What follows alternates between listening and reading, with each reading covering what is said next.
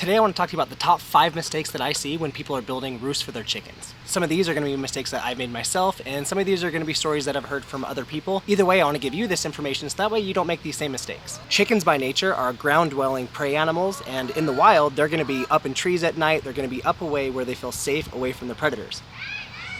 Hey little neighbor! And when we keep chickens at home, the same thing applies. You need to give them a place where they feel safe and comfortable and where they won't be stressed. A chicken that doesn't feel safe is going to be a chicken that's going to have anxiety, they're going to be pecking, they're going to be just giving you all sorts of anxious behaviors, and overall you're not going to have a very healthy chicken. So roosts are really one of the most important things you can do for your chicken. The first mistake we're going to talk about today is material. People use a lot of different materials for their chicken roosts. I've seen people use plastic and metal and wood. Those are kind of the big 3 that people are going to be using. Now first off, the 2 that I don't recommend are going to be plastic and metal.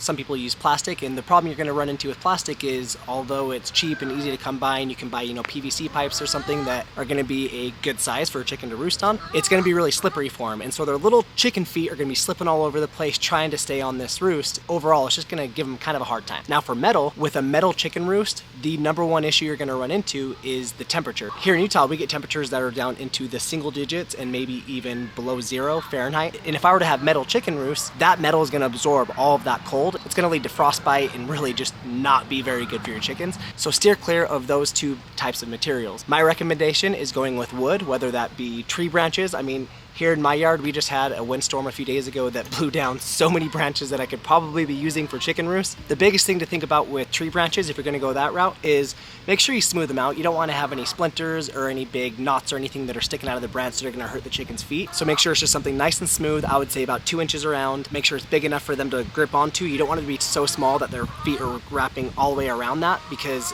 kind of going along with the metal thing is, if you have a chicken roost that's too small and their feet are wrapping all the way around it, what's going to happen is when a chicken's roosting, it's going to sit down and fluff up its feathers and kind of keep their feet warm. Well, if they have to wrap all the way around that chicken roost, their feet are going to be down at the bottom and their little chicken body isn't going to be covering their bottom little toes, so they can get frostbite and stuff like that. So just make sure it's thick enough so if their feet are kind of wrapping around it, it's more of kind of a wide grip and not such a full-on grip, if that makes any sense at all. I hope this is making sense to you. But the main thing with that is you just don't want their little toes exposed down on the bottom. For us, with ours, we ended up going with 2x2s. So we made kind of a chicken ladder out of 2x2s. And 2x2s ended up working out really well for us. Their toes do kind of wrap around a little bit sometimes, but they can still kind of sit down, fluff their feathers up, and keep their feet nice and warm. In the future, we may end up going to 2x4s, because 2x4s kind of just give a little bit more surface area where their feet can just kind of sit flat. And then, like I said, they'll sit down on their feet, fluff up those feathers, and keep them nice and warm. The number 2 mistake that I see people making is the shape of their chicken roost. I've seen people use kind of triangular shapes and just kind of angular shapes in general. They're going to have a lot of edges. You want to reduce the amount of edges as much as possible that they're going to be standing on. These birds spend a lot of time on their roost, and you want to make it as comfortable for them as possible. And if they're standing on an angle all day long, that's going to take its toll. So you can go with a round roost, which is something like a dowel rod or tree branches and stuff. Just make sure you're sanding them down and getting rid of those bumps and nooks and crannies, and just making sure it's a nice smooth surface for the birds to be standing on. Or you can go with what I did, and I used, like I said, a 2x2, which is kind of square. You can sand down the edges on that if you'd like. We didn't sand down the edges, and it was big enough for them they're not standing on the edges, they're standing on the flat surface part. So that's gonna be more of let's call it a square. So that's more of a square shape. The biggest thing you want to avoid is just having angles that they're standing on. You don't want to have anything sharp or anything uncomfortable for them. The biggest drawback you're going to find to having a flat or a square roost is going to be that flat surface that they're standing on. It may accumulate some droppings, so that especially the birds up there at the top, they're all going to congregate up there. And as they poop, it's going to be falling either onto the ground or onto the roost itself, and you don't want to leave that on top there. So for us in our 2x2s, we don't have that big of an issue. Every once in a while we do have to go in there and clean them off, but for the most part they keep it pretty clean. But that's definitely something to look out for, especially if you're going more towards a 2x4 rather than a 2x2.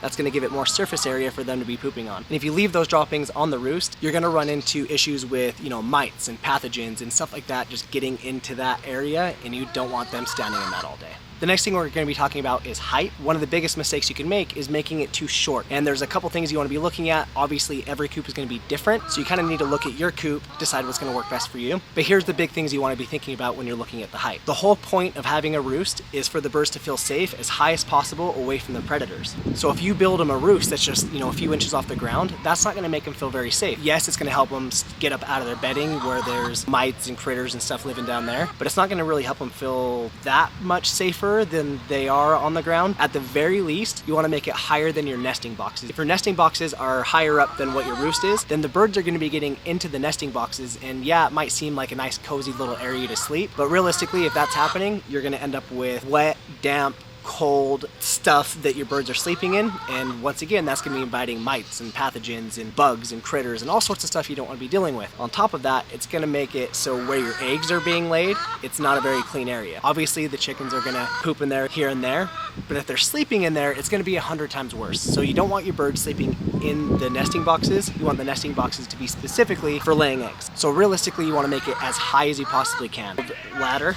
Oh, hey there, neighbor! So in our coop, it's kind of like an angled ladder, so they can kind of hop up and get up to the very top. The very top of this is only maybe a foot, 2 feet, depending on where you're at on the angle of the coop. The angle of the coop, but they're pretty much up there on the ceiling of this coop. They're feeling safe, they're feeling comfortable, and they really enjoy it up there. We're down to 6 birds now. The city kind of made us get rid of some. So we're down to 6 birds now, and all 6 of them will roost up at the top of that roost. Another thing to think about if you're building a tall roost is you want to make sure you have easy access to get up to that roost. One of the biggest mistakes you can make is just doing a roosting bar straight across the top of your coop, because then they have to kind of jump and fly to get up onto that roost, and then jump and fly to get back down, and that can lead to like broken legs, feet, sprained ankles, just all sorts of really nasty stuff.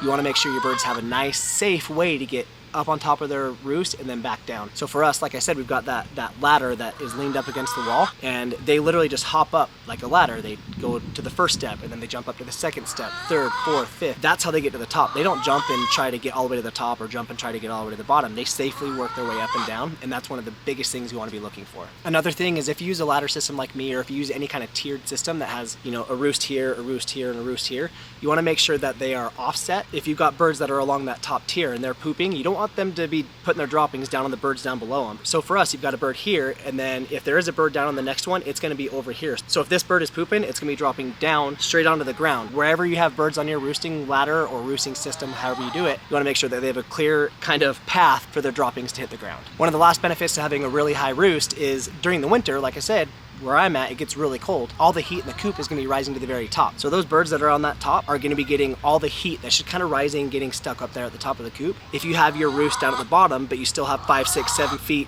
of room above you, then all that heat is going to be stuck up there, and you're not going to have any heat down where your birds are. So if you do have a tall coop, make your roost tall so that way those birds can get that heat in the winter. The fourth mistake you want to make is you don't want to get online and see that you need 8 inches of space per bird and use that number as a guide to making your roost, because 8 inches just simply isn't enough space. Everywhere that I see online says you need 8 inches of space per bird. If you've got 10 birds and you build your roost to accommodate those 10 birds, so each bird gets exactly 8 inches, what's going to happen is the pecking order is going to kind of take over, and those birds that are at the top of the pecking order are going to be on that roost, and the birds that are towards the bottom of that pecking order are going to end up sleeping in a little pile on the ground. So my advice, just based on experience with our coop, is make your roost as big as you possibly can. Really think about it. In the winter, at least here in Utah, in the winter, we've got times where these birds are spending 14 hours a day up on their roost. They are spending literally more than half of their day on the roost. You want to make it as comfortable as possible for them.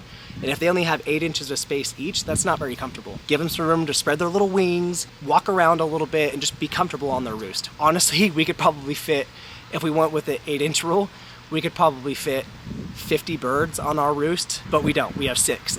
A lot of times you'll see where you've got some of your birds up on your roost and some of them down on the ground, and one of the biggest reasons for that is the birds aren't going to abide by the 8-inch rule. The birds are going to take as much room as they want. If you're on a lower tier of the pecking order than they are, they're going to kick you down and you're not going to be on the roost. On top of that, chicken math is that's a real thing.